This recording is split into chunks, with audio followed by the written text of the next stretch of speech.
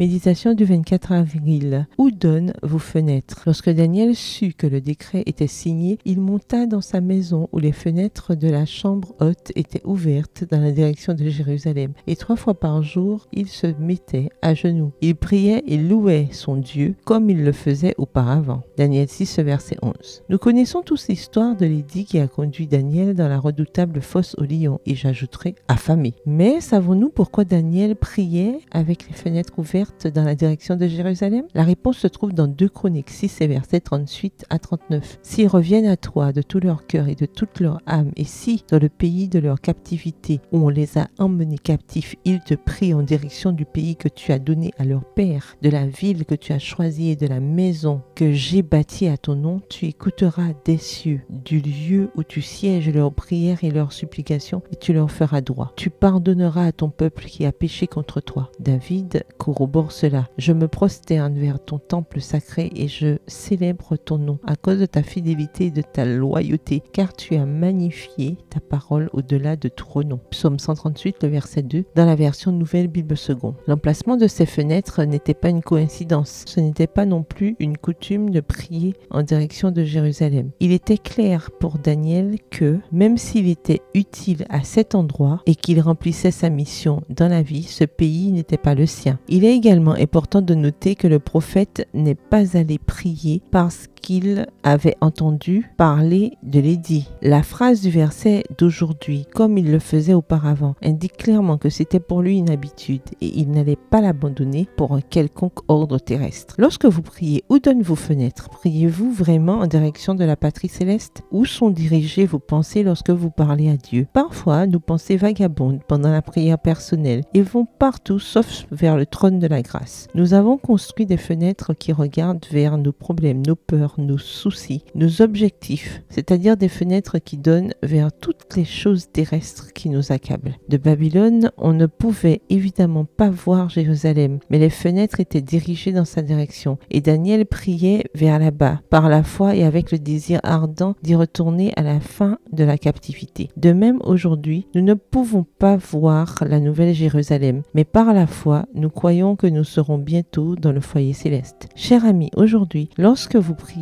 ouvrez les fenêtres de votre cœur, ces fenêtres qui donnent vers le ciel. PS, heureuse en priant. Bonne journée, que l'Éternel vous bénisse.